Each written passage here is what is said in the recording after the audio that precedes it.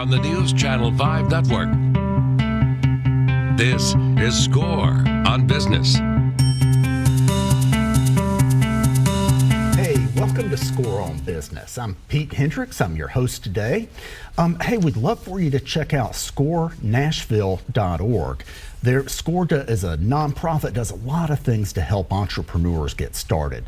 So our first guest is Jason Palmer, who is one of the founding leaders and Chief Information Officer at HiTouch Business Services. HiTouch is a single source for all things a business needs to operate, from office supplies to furniture to computers and more. Thanks for being here. Thank you for having me, Pete. So, Jason, tell us about what HiTouch does, as well as a client you've helped and what you did for them. Yeah, so HiTouch is a parent company for several brands, and we're targeted through all of our brands at supplying everything that a business needs to operate, from before you move in with the furniture, through office supplies, coffee, break room, janitorial supplies. Our largest division is My Office Products, which is based right here in Nashville. And My Office Products is the second largest national privately held office supply company. Right. The first being Staples, who went private last year. So okay, so really, so you all are one of the bigger ones. We are the largest really privately held, and we service the whole country. Yeah. So My Office Products is office supplies, coffee, break room, janitorial supplies, and what we call fulfillment services, which I'll talk about in a second. DesignWorks is a furniture company, and this is not the furniture you would go in and buy, but we send designers out. They do CAD drawings. We have installers, so it's professional. They work with the architects if you have them. And then IT Simplify is another one of our divisions, which sells computer equipment. Okay. So we had a large retailer with thousands of stores around the country who bought office supplies from us and came to us and said, they're having trouble getting the things to the store that they need to run the store. So everything in the store that they don't sell. So you're talking about cash register, bags, and these kind of things. And that's just not their business, getting all those small items out there. So they came to us, and we came up with a solution for them where they can still work with their vendors in buying. If you imagine, if you have thousands of stores, you have a lot of buying power on plastic bags and tape and things like that. So they can leverage that. They know exactly what the product costs, but then the vendor ships it to our warehouse. We warehouse it. They order on our e-commerce site, and then we pick, pack, and ship it for them in a fully transparent cost model. So they still know what the product costs. They're still involved in those negotiations, and then they know exactly what it costs for pick. That makes a lot of sense, and then it really helps with efficiency for them because the individual stores aren't running out of things. Exactly, and you can just imagine, around Thanksgiving, if you run out of cash register tape, you have a big problem. Oh yeah.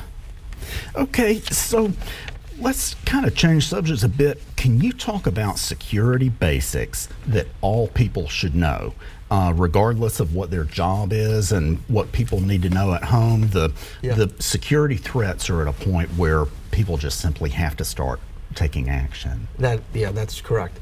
I think the biggest thing, and a lot of people may have heard this, but even at home in business, is two-factor everything, or multi-factor authentication. I mentioned it the last time I was with you. Right, and by that, what that is for folks that don't know is you either get a text, or you go to log in, you get a text, or you get a call and verify. Or it could be an application. But basically, it's another, they call it two-factor, because one factor is a username, password. The next factor is coming from somewhere else. It's going to pop up on your phone and say, are you trying to log in? So even if you were to give somebody your username and password, which you shouldn't do, but if you did, it would pop up on your phone and you're able to say, no, I'm not trying to log in. And most, if hopefully your bank and in your personal life, any financial institution has implemented that, but I've implemented it personally with Amazon.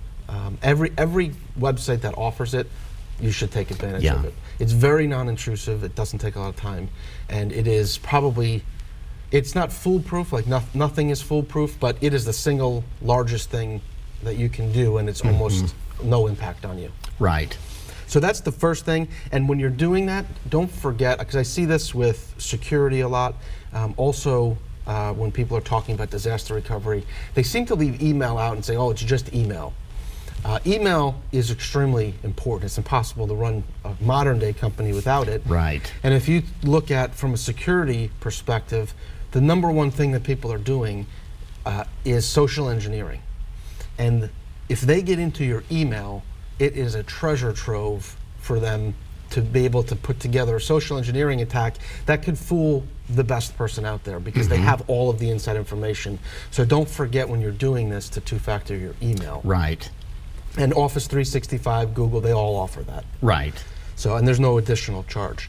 And for all of the users to be signed up. Yes, all of your users should be. If you have a smaller company, there is a company, there's a lot of companies out there, and but there is one called Duo that gives it away for free for 10 or fewer users. Right. And that would definitely be something to take advantage of. Is that easy to install? Do you need a... It's extremely easy. Okay. Typically, to install it, it's an app on your phone, so it's just as easy as any other, if you have an Android or an iPhone, it's just as easy as any other application. And if you're using a cloud service, there's actually no software to install. If it's on your own server that you're running, it probably takes 10 minutes. Right. So it's very easy. Okay. Okay, that makes sense. The next thing for security that everybody should know, and even at home, this has come to light in the last month or two, is keep everything up to date. This is a very simple one also. Not only your computer, but once every 6 months or once or twice a year, log in and update the firmware on your router or your firewall at home. And if you have a business, you probably don't have a lot of IT equipment, but you probably have a firewall and some computers. So just do the updates on those. A lot of these things can be prevented with software and firmware that's up to date. Yeah, most residential folks at home are going to have a router from the either cable company or AT&T. Do they take care of that, or do you need to do it? They should take care of that. You're not going to be able to update the firmware on something that is owned by Comcast, and they should be handling that. A lot of people, though, will have a cable modem and then also a Linksys or something like that as well. And those are the things where it's very easy. A lot of them, you can do it right from within the admin page. If not, you can go right out to their websites and download a file. It is simple. It takes 10 minutes. And it's very effective. And the other thing while we're talking about that is to change those passwords. Don't leave them admin. There are lists. You can get those very, very quick. There's no reason to make it that easy for someone. Yeah, the not 1, 2, 3, 4, 5, 6 or password. Exactly. And those are on the list. They put out a list of the top 10 passwords every year, and 1, 2, 3, 4, 5, 6, and those are on it every single year. And people keep using them, and you would be surprised how many times that actually is the way people get in. Right. The other thing are just some common sense. You'd be surprised to eliminate 80% of your threat is actually very, very easy with the things I've talked about. And then some common sense double checks, because we're talking about social engineering in a lot of these attacks. And you want to create a culture within your organization, whether it's 5 people or 100 people or more, that people are going to question things. So if somebody asks somebody to do a wire, or they ask them for a piece of information, you want to encourage people asking, did you call somebody and say, did you really send me this? Using phone numbers that are known good. And so as an example, the person who is in accounts payable cutting the checks might get an email that looks like it's from the CEO saying, wire X amount of dollars to this account, I'm in a meeting, don't call me.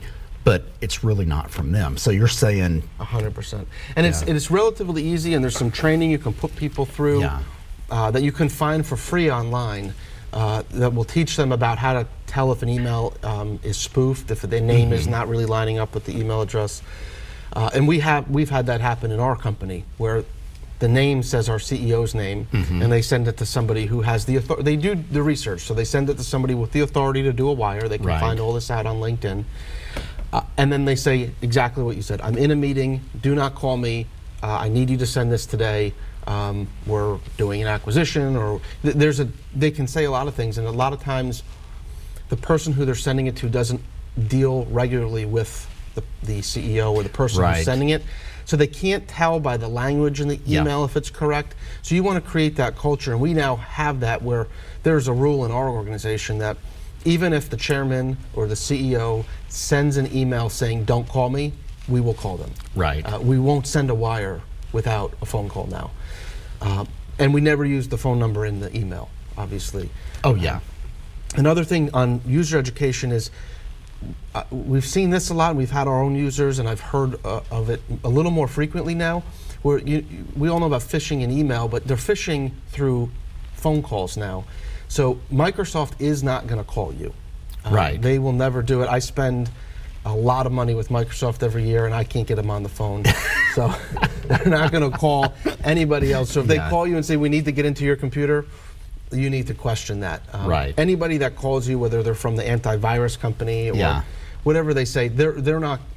You need to question that, and then look up a known good number and call them back. Okay. Okay, good. We are about out of time for today. Thank you, Jason. Thank you, Pete. Okay, ladies and gentlemen, we'll be right back.